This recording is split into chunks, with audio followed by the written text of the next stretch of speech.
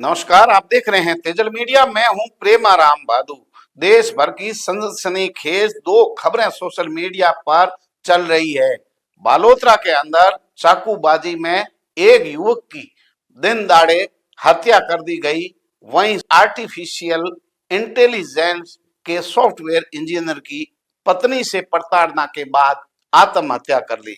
आत्महत्या के अंदर 120 पेशियां जो है हर साल पड़ती थी और 80,000 महीने जो है मुआवजा पत्नी को देने और केवल छुट्टियां जो है 34 मिलती थी।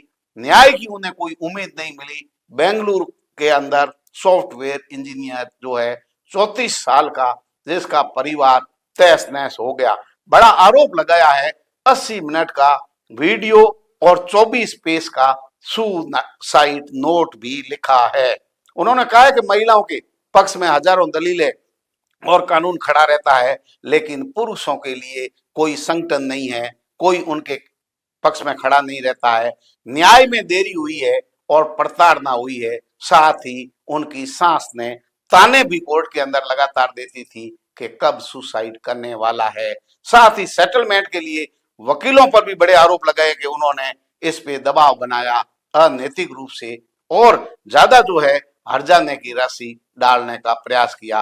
भ्रष्टाचार पर उन्होंने जो है प्रहार किया है। साथ ही कैसे एक सॉफ्टवेयर इंजीनियर जो है उसकी जिंदगी बर्बाद हो गई। इतना बड़ा जो है धोखा, देश प्रताड़ना और घरेलू हिंसा की एक तरफा कार्रवाई से परेशान होने का सबक लेने की आवश्यकता है। वहीं बालोतरा के अंदर एक टेंट और डेकोरेशन का काम करने वाले असाडा की बेरी बालोतरा के विश्नाराम की हत्या चाकू घोप कर दी।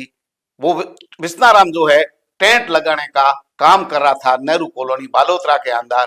वहां कोई गाड़ी सवार आया, नीचे उतरते ही जो है उन्होंने ताबड़तोड़ हमले कर दिए चाकू से और लहू लुहान होकर वहीं विश्नाराम गिर पड़ा। ये पूरी वारदात सीसीटीवी कैमरे में कैद हो गई। इस घटना की सनसनी वारदात की सनसनी चारों ओर फैलते ही आसपास के लोग जो है तत्परता से अस्पताल लेके गए, नाटा अस्पताल, लेकिन वहां से तत्काल प्राथमिक उपचार के बाद जोधपुर की ओर विश्नाराम को रेफर किया।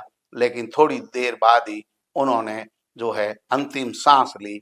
परिजनों तक बात पहुंचते ही मोर्चरी के आगे धरना जो है नाटा अस्पताल के अंदर लगातार कल से दे रहे हैं, लेकिन स्थानीय विधायक मदन प्रजापति भी सूचना पर वहां पहुंचे। आपको बता दें कि एक छोटी सी घटना ने कैसे विश्नाराम मेघवाल की जो है जान ले ली।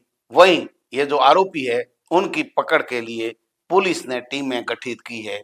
अभी भी धरने पर परिजन अड़े हुए हैं। विभिन्न मांगों को लेकर मोर्चरी के आगे लगातार पिछले 24 घंटों से धरना दे रहे हैं। लेकिन आप सोशल मीडिया पर देखिए किस तरीके की दो घटनाओं ने सबको झकझोर कर दिया है। एक युवक की बिना किसी गलती से ताबड़तोड़ चाकू से हमला करके हत्या कर दी गई। उसके परिवार को तहस नहस कर दिया। रो रो के परिवार का बुरा हाल है। बालोतरा जो नेहरू कॉलोनी की यह घटना है, असाडा की जो बेरी है बालोतरा, वहां के युवक विश्नाराम की हत्या कर दी गई। दूसरी ओर अतुल सुभाष सॉफ्टवेयर जो इंजीनियर है, ये भी 34 साल का है। कैसे झूठे मुकदमों में प्रताड़ित होकर के उन्होंने बड़े आरोप लगाते हुए कहा है कि कैसे 80 मिनट का वीडियो जारी किया है, 24 पेज का सुसाइड नोट जारी करते हुए आत्महत्या कर ली।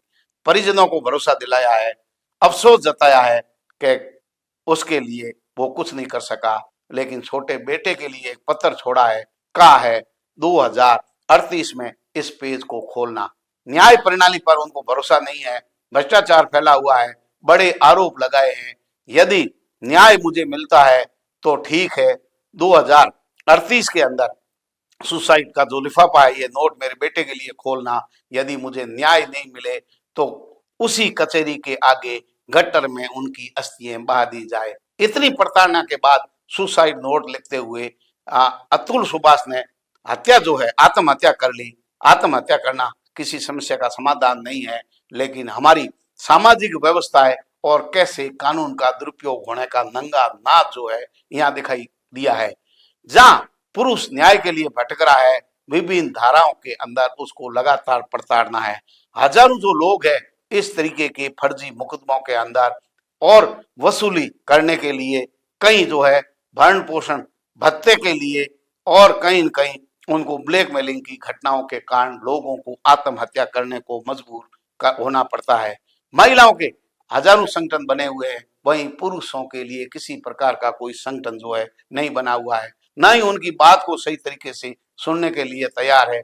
ये सनसनीखेज मामला हम सब के लिए विचारणीय है, चिंतनीय है। सामाजिक व्यवस्थाओं और कानून की जो ये धाराएं जिनका दुरुपयोग हो रहा है, इन पर पुनर्विचार करने की आवश्यकता है। कैसे सॉफ्टवेयर इंजीनियर 34 साल का माँ बाप को, अपनी औलाद को छोड़ते हुए इस तरीके से प्रताड़ना में, उन्होंने बताया है कि 1 साल के अंदर 8 मुकदमे जो उन पर लगा दिए गए, 120 पेशियां जो है 1 साल में पड़ती थी, 34 छुट्टियां मिलती थी।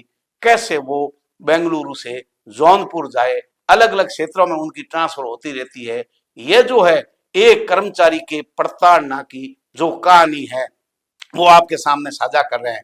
एक कर्मचारी पर अगर इस तरीके के मुकदमे होते हैं, वो अपने जीवन में अलग अलग जगह उनकी ट्रांसफर हो जाती है और मुकदमा दर्ज करने वाले हालात जो है भयावह होते रहते हैं, लेकिन वो प्रताड़ना का शिकार होता हुआ कोर्ट की कचहरी की पेशियों पर घूमता हुआ नजर आ रहा है।